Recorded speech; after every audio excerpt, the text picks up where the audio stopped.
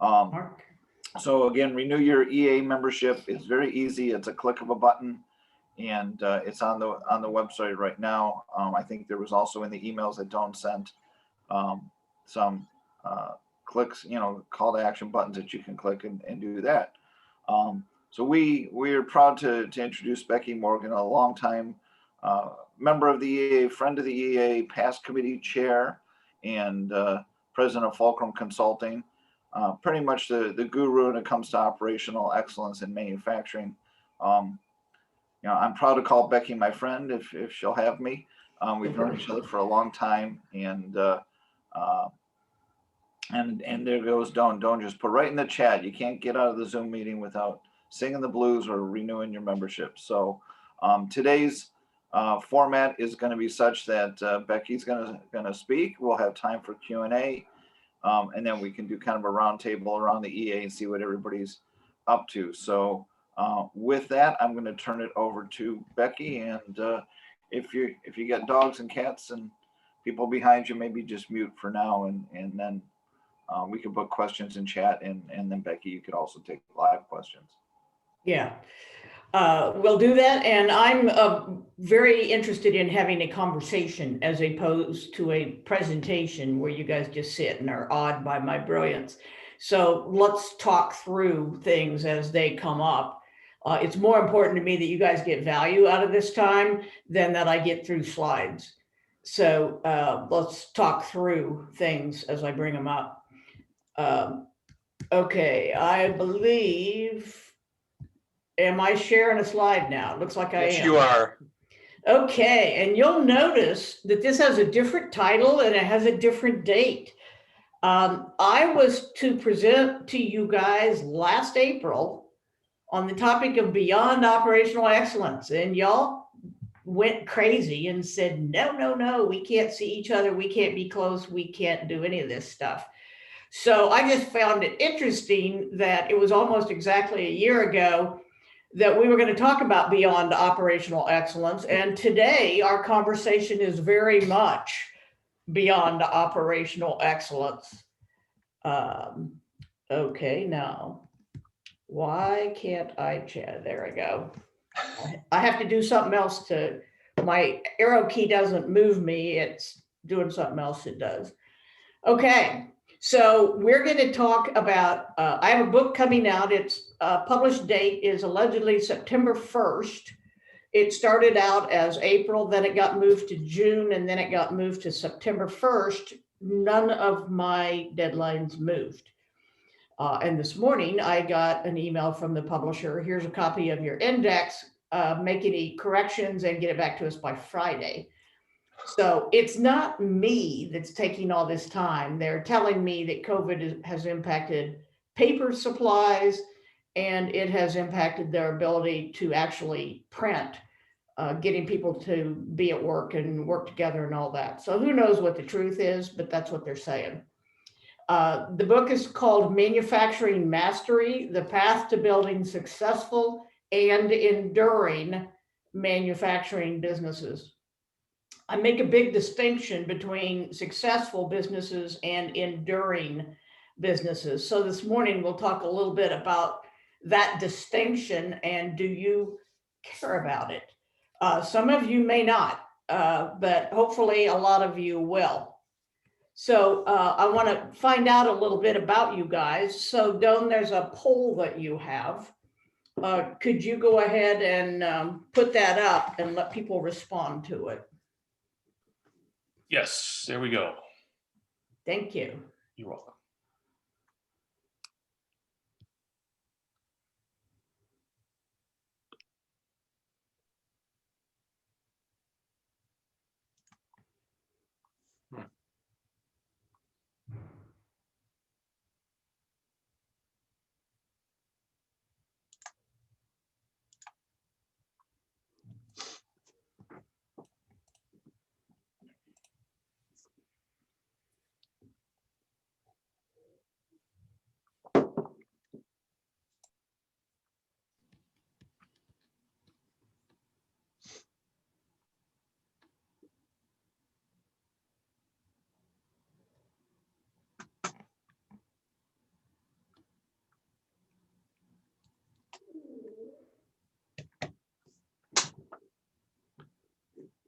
we have any responses, Don?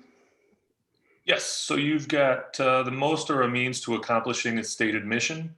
You've got a couple that are looking for a career not working for somebody else, and a couple that are building an asset to sell to provide some family wealth. Okay. Nobody's interested in keeping their parents' business going, apparently. Okay, and that's often a function of who's on the call, because there's a lot of people who ended up with a business that they didn't necessarily think that's what they were going to be when they grew up, but they ended up running a business and now they don't know what else to do. So that often is the case. My own business is to not have to work for somebody else, and it is to support me in the style to which I'd like to become accustomed and have in fact become accustomed. So those are important for my business. Now, I have a personal mission that I execute through my business. And that is to help as many people involved in manufacturing recognize and achieve their potential as I possibly can.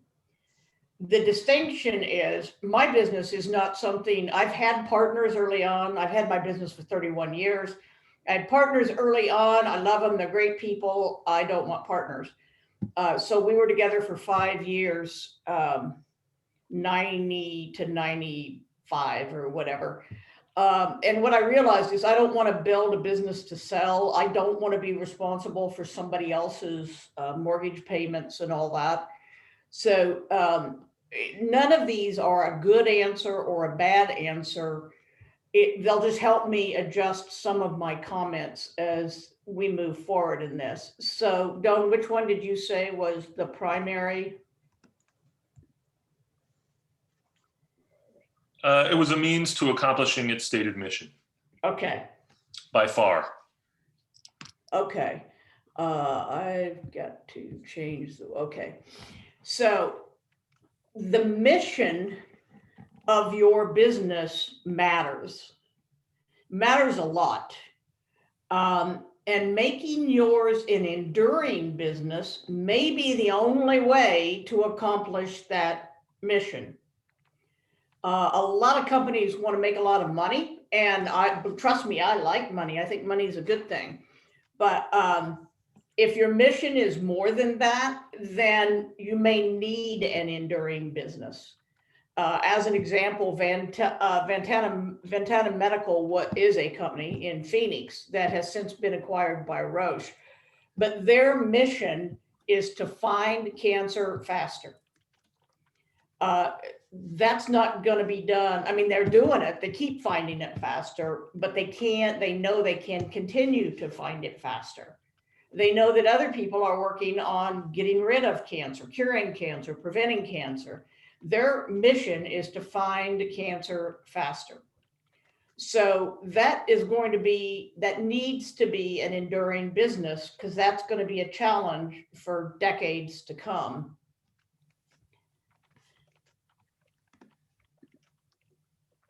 So what are the characteristics of an enduring mission? Now, many of you said your business has a mission.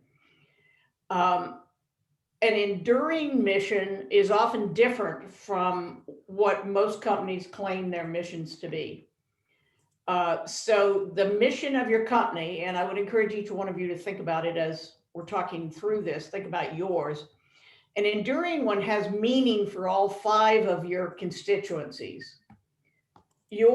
Every business has 5 constituencies, every one of them. We think about the investors or the people who provide financial resources to us. That's one group. And customers are pretty obvious.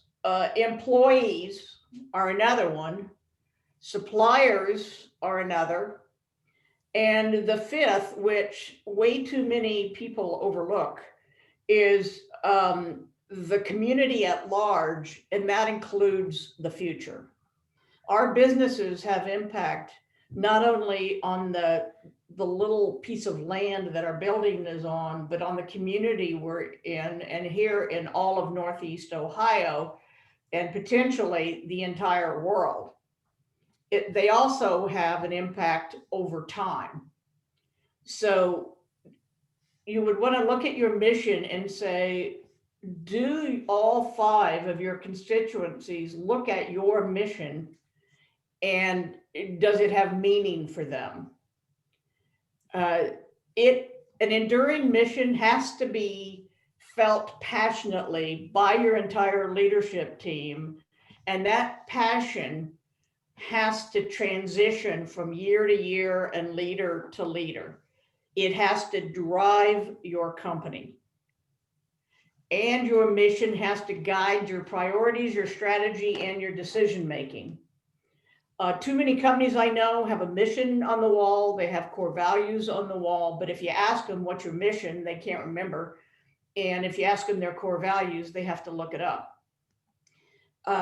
Those are not the behaviors of a company that wants to endure. Your mission and your core values have to guide your priorities, your strategy, and your decision making as an organization. Okay, so when you look at your own mission statements, how many of you think that your mission statement meets these criteria as it's written today? And I don't know that I can see you. So raise your hand or speak. You're all allowed to speak, as if you needed my permission. I think Bob Valenti's hand is up. Okay. First brave soul. Okay. Come off And- mute, Bob. And Bob, are you willing to share with us a little bit about your mission and how it impacts your company? Well, I'm doing some consulting, Becky, and I believe that being a service to others is really my enduring mission. Okay, so when you tell your suppliers, your customers, whoever, about your mission, they can feel something about that. Is that true? I think they ask me to specify that. What does it mean to be of service to others? And I kind of explain what it really means in terms of helping them to get to where they want to go as a consultant. So suppliers, I do not have suppliers as an independent consultant, but my mission really is directed towards my potential clients. Okay, and what I will say is that most mission statements are one of 2 things. Quite generally, they are a description of what we do instead of, sorry, I got it. There we go. Instead of what we're trying to accomplish. So if our mission is to be the best plastic injection molder in Northeast Ohio, does anybody really care? That talks about what you do, not what you're trying to accomplish. It focuses on you and your business and not on any of the other constituents. So it's about an enduring mission is about your intended impact, not about what you do. Now, I've seen a lot of mission statements that are trying to please or impress everyone, world peace. That's great if that is truly your mission, but there is absolutely no need to try to expand and put in grandiose words to make it sound impressive if it doesn't have the committed passion of your entire leadership team year over year, decade after decade, if it doesn't guide your priorities, strategies, and decision making. So make sure that it is real. And don't chase windmills. There's so many that are just kind of there. And a good enduring mission statement is not sales oriented. So again, when I was writing the book, I went out and looked at a ton of websites to see what people say their mission statement is. And it is almost always a sales oriented statement or a here's what we do statement as opposed to what we're trying to accomplish. So give thought. If you, and many of you, most of you said that you want to have an enduring business, you want to accomplish your enduring mission, then you may want to take a hard look at it and say, is it really what I think it is? So what what distinguishes an enduring manufacturing business? Now, I talk about manufacturing because that's what I love, and it's all about me having fun and me learning and growing. That part of my mission statement I don't publish quite as much, but if I'm not having fun and learning and growing, I'm not going to do it. So what distinguishes an enduring manufacturing business applies to almost every business there is. So it is mission driven. Again, I'll refer to Ventana Medical only because it's so relatable, not because there's anything else special about it. They are totally and completely mission driven.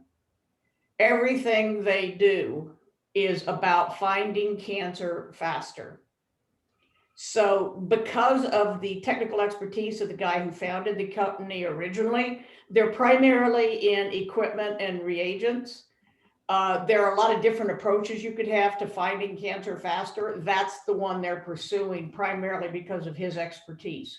So they're not saying they're going to try to find cancer faster in every way possible.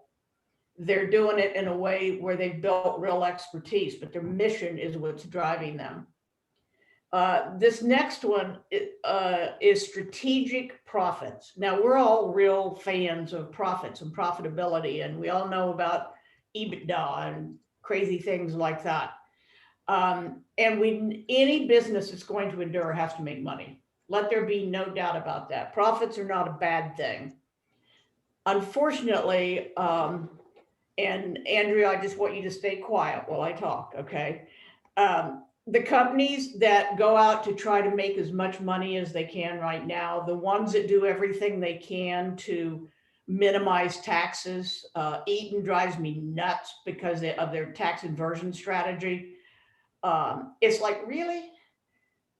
Is that how you want to run your business? And if your goal is to make as much money as you can and to focus on your investors, then yeah, that's probably what you want to do.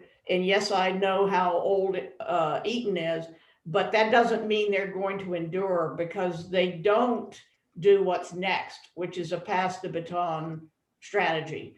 It is, and publicly held companies often face the challenge of, I've got to have quarterly results and I've got to report them. I have to do all that. But you don't. We think you do, but you don't. And there are several public companies that have announced over the last 10 years that they're no longer going to announce profits quarterly, because they're no longer going to talk with investment advisors, because they don't want to have to worry about meeting those expectations. They are focused on their mission, and they're focused on what I call strategic profits. And again, strategic profits are what you make in the execution of your core competencies that your mission requires, and that you invest in further building those core competencies so that you will be able to accomplish your mission.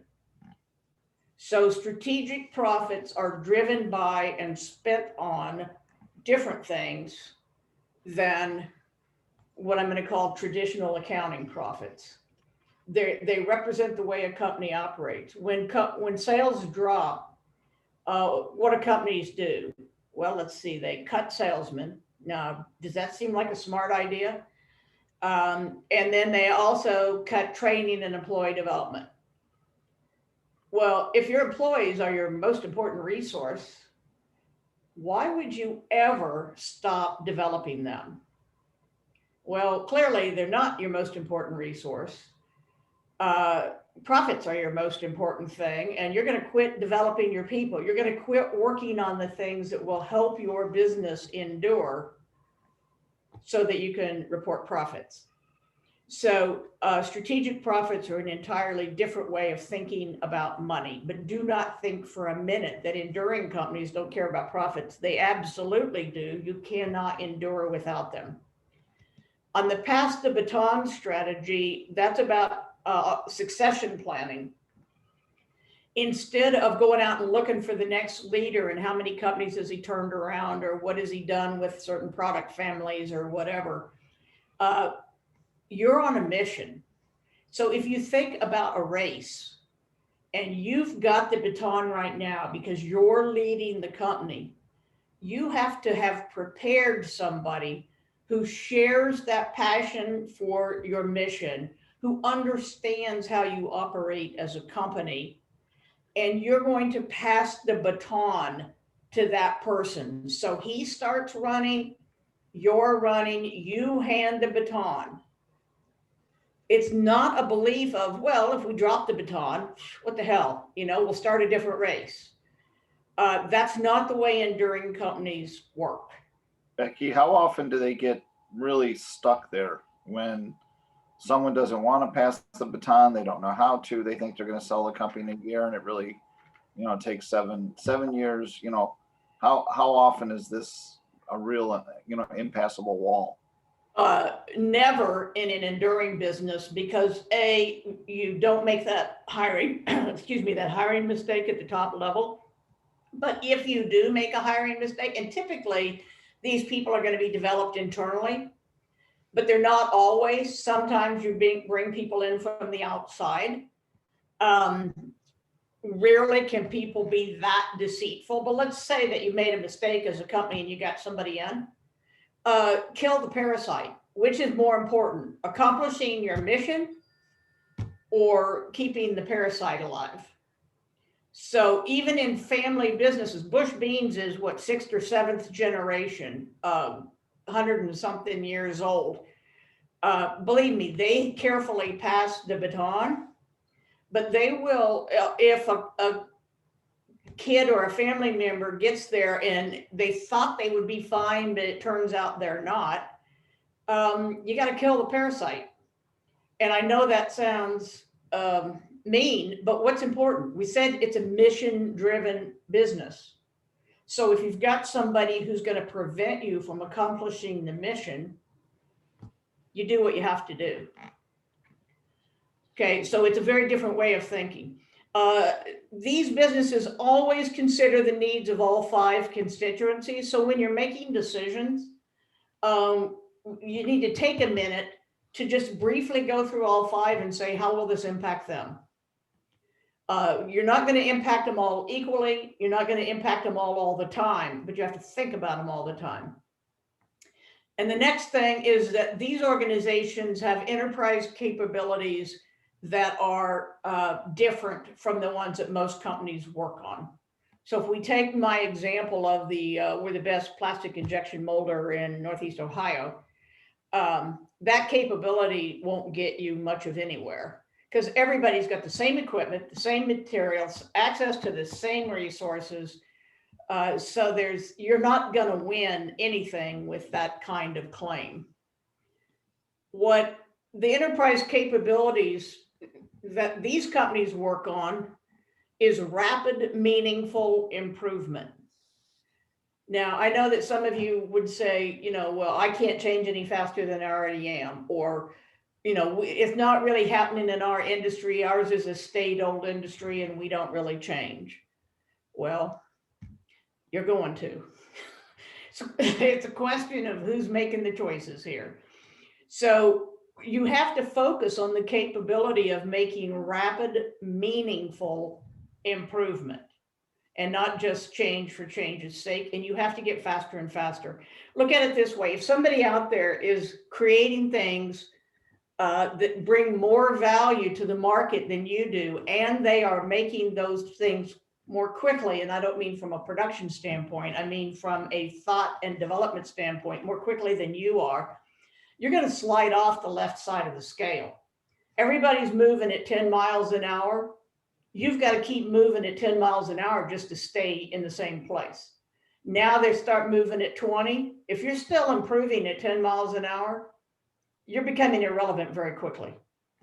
So rapid, meaningful improvement has to be a core competency. If you're in plastic injection molding, if that's your goal, but you can't improve and you can't improve quickly, you won't last. Next is you have to be able to thrive in ambiguity. I started with that first chart just to remind everybody that we used to think, we look back and we go, oh, things were so predictable and so calm. And then the pandemic came and oh my God, there's ambiguity everywhere. What are we going to do? We have always lived in ambiguity. This is a particular event that is worldwide, but you've all faced ambiguity all the time. And those who thrive in it can endure. Because if you can't thrive in ambiguity, you won't last because you're going to live with that forever. Now, ambiguity takes leadership that knows how to deal with ambiguity and knows how to get their organizations through it. And the best leaders see ambiguity as opportunity, not as confusion, not as reasons to delay. And the enterprise capability that really differentiates you the most is the thinking, integrating, and value adding that differentiate you. Does that make sense? It's, if you're in the plastic injection molding business, and I use that as an example because there's a bunch of them around here, and there's a new technology that comes out and we no longer are going to do plastic injection molding. Does your company just shut down? You go, well, that didn't work. What could your company do tomorrow if your customers all disappeared tomorrow? And if you don't think that's possible, ask the restaurant business about March 17th of 2020. If your customers all disappeared tomorrow, how can you still provide value? What can you still do? So you've got, it's thinking, it's how you integrate what you have and what you're capable of and how you can provide value, and understanding those 5 constituencies that keep you going. They are what differentiate you. It is not your product or equipment. So when a company says our enterprise capability is we're the best plastic injection molder in Northeast Ohio, really? If that's your capability, you won't be with us long. So I want everybody to think about this differently. Now, when you look at your own companies, tell me what you think about how your organization looks at its capabilities. I want to hear from some of you guys. And I can't see all of you, so Rob or Doan, if you can see who's doing what, that would be good. Wants to be brave.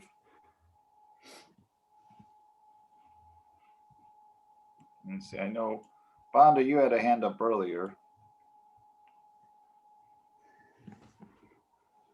Who wants to? You want 2 cents from Excel Corporation? There we go. Please.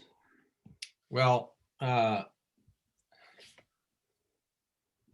least we're in an industry formulating coatings where what you're making in the equipment in the plant, the equipment doesn't care what's in there, right? So now you have to be able to find the right kind of formulating talent and the right kind of access to markets, but you know, a batch of paint can be 1,000 different things. And so if our customers, which they keep turning over all the time anyway, you know, if they were to go away, we would have to figure it out by analyzing new opportunities, new markets, and finding new formulations and materials to work with. So, and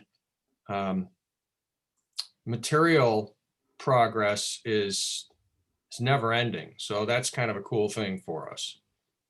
The availability of raw materials for us to use is just ongoing. Yeah, material development right now is staggering. So anybody who's focused on an existing material will be in trouble before long, because what material sciences is doing is just amazing to me. So John, you would say, well, you tell people you're a paint company, or you may call it a coatings company. I call you a paint company. Thank you. The reality is that you're not. You're a formulating, you can formulate and you can produce fluids, right? But you can't produce non-fluid things, right? Preferably colorful, so pigmented. Because that's your expert. So you want the world to care about color. Well, it helps our business, yes. It's been a big part of what we do. But that can go away. So again, John, when you look at your business, that is what you're doing, but that's not why you're doing it. Maybe what you're trying to do is really provide visual guidance for safe mobility. That would be one part of our business, yes. Yeah, so that's really a focus. So that can take you out of, it can take you beyond where you are right now, if that were in fact what your focus were. So again, I want you guys to all think about your businesses differently and say, if we don't have the capability of rapid, meaningful improvement, it doesn't matter how many chemicals we can get a hold of or how many people we can hire, because they're not going to be able to do anything that can stay with demand. If we can't thrive in ambiguity, if we want some kind of certainty, we're not going to thrive. And if we can't think, integrate, and continually add value that is differentiated from every other paint supplier out there, then we're not going to last. So we have to think about our organizations and our capabilities differently, because we have to spend time. Those top three things don't happen by default. You have to invest strategic profits in developing those. Those have to guide priorities. They have to guide your strategy. They have to be part of everything you're doing every day. So think about them in that way. So in building enterprise capabilities, okay, if we've said those are some capabilities that we care about, the way we build them is through three primary things. And the book obviously goes into a lot of detail on each one of these. Business operating system, design competency, and I am not referring to product design. I am talking to the entire application of design in everything, and the development of people. And as we're building those enterprise capabilities, we are defining, by the way we build them, cost, quality, and speed. Those are not irrelevant variables. So we need to design business operating systems, all of the ways we think about design and the development of people with cost, quality, and speed in mind, because the process gives you what you design in. So we'll take just a second on each one of these. Business operating system is a pretty fancy term. It is not the same as culture. Many people think it is. A business operating system is about how we think and act in I'm going to call it a holistic way. And those who know me well know that holistic is not a word you would consider me to use, but it is the way we have to look at our business operating systems. So it's got to do with the expectations we have, with the strategies, with the priorities, the methodologies, the way we make decisions, the relationships we have internally, the relationships we're developing externally, and how those all tie to the mission. So you have a business operating system. Now, most companies have fragments that are kind of out everywhere. You really have to think about what is our business operating system and what do we want it to be, and what is the most important part of this for us to leverage or to strengthen this year as part of our strategy. So just giving you an example of a litmus test of a business operating system. I've got, and think about your current business operating system. And again, probably most of you don't think of it that way, but if it's crucial to what you do and how you do it.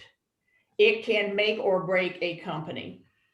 So you need to look at it from the standpoint of, does the way we think and act define our identity well? Does it enable improvement? Does it facilitate breakthrough thinking? And these are, the list on the left here is just an example, and the dots are placed randomly for a given company. But look at your own organization and say, what does my business operating system do? Now, I'll give you an example, and I'm going to give you one with Toyota, because everybody's familiar with the company and I know them quite well. Back in the 1990s, Toyota did what Rob asked about earlier. They put somebody in charge that they thought got it. He had been with them forever.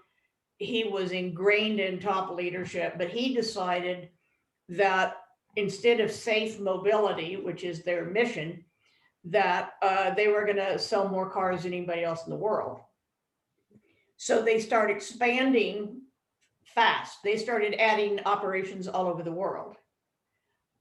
Quality went to hell. All kinds of bad things happened. And they happened because they had a leader that they quickly, as I say, removed the parasite. They quickly dealt with that, but not quickly enough. And the second thing was their business operating system couldn't be supported in all the expanded locations. They have a very unique, as every organization does, unique to them way they think and act. And they couldn't replicate it as they grew so quickly. So their standards, not their external standards, their internal standards fell worldwide. Significant problems. They are still working their way out of that big mistake. So when you think you want to add a second plant, or you think you want to acquire somebody, or you think you want to go into something new and different, you've really got to look at your business operating system and say, can it handle it? Because Toyota is not the best company in the world, but they certainly are pretty darn smart. And they blew it totally. And they're, whatever this is, 2 decades later, 3 decades later, still trying to undo the damage that was done. So these are things that enduring businesses have to think about. So these are the 2 other, I talked about development of people. You have to invest constantly in people. So if you're in a company that doesn't think strategic profits, but instead thinks maximize profits, if you're in a company that makes decisions based on cash availability instead of on mission and core competencies and the enterprise capabilities that we need to have, you probably won't invest constantly in people. It's those who deal with strategic profits and think that way know that tomorrow they can't be better if they didn't invest in their people today. So you have to constantly invest in people. Now, as cash goes up and down, it is a real thing. You may change the way you invest in people. There may be options that require less cash than other options, but you have to constantly invest in people. Quit telling everybody that people are your most important resource when you don't give a crap about them when cash is short. So we really have to this all fits together into one model. And obviously the book goes into a lot more detail in what each of these are and how they fit together. The development of people, the learning as an organization is about getting people. You want to hire people who have demonstrated commitment to learning. You want to hire people not that can already, that can step in and run your piece of equipment. That's how we tend to think. That's a 24-hour focus as opposed to an enduring focus. We want to hire people who want to learn and grow and who can think and who can create. With them, we can teach them you could teach me how to run a piece of equipment. It wouldn't be easy, but you could do it because I want to learn and grow. So we've got to invest in learning all the time. So that if that ebbs and flows in your organization, you've got to question why. At a very basic guttural level, why does that ebb and flow? Can I ask a question, Becky? Please. You mentioned that you weren't talking necessarily about culture, but is there an overlay of the culture of an organization? When you say invest in people, that oftentimes they have a culture of it's okay to fail, it's okay to make mistakes. Is this the place where culture has an impact? Well, culture is kind of interwoven with parts of the business operating system. A culture that isn't a healthy culture, and I would call the one you described as unhealthy. A culture that's unhealthy is not going to be an enduring business. So most of what I'm talking about here won't apply to them because they won't understand it and they won't care about it. So all of this is woven together.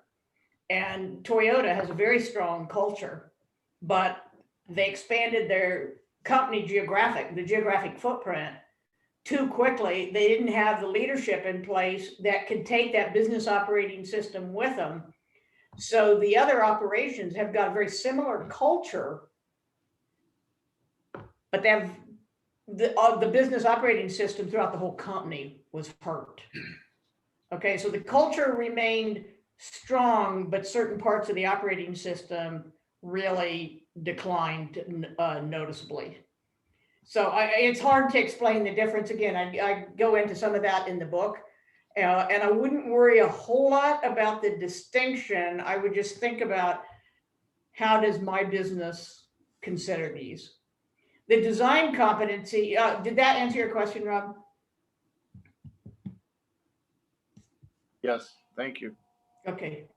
Design competency is the one that most people don't understand because they think that design is product.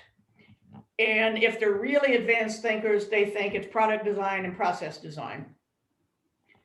The reality is that enduring companies design everything. Nothing happens by accident.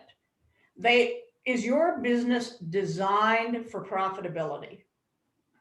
Most are not. Most they buy stuff, they do something to it, and they sell it, and they price it so that they think they'll make money. That is not designed for profitability. That is hoping that your material prices don't change, that you can get what you want from the market, and that nothing goes wrong internally, or nothing more than you expect goes wrong internally. That's not a design at all.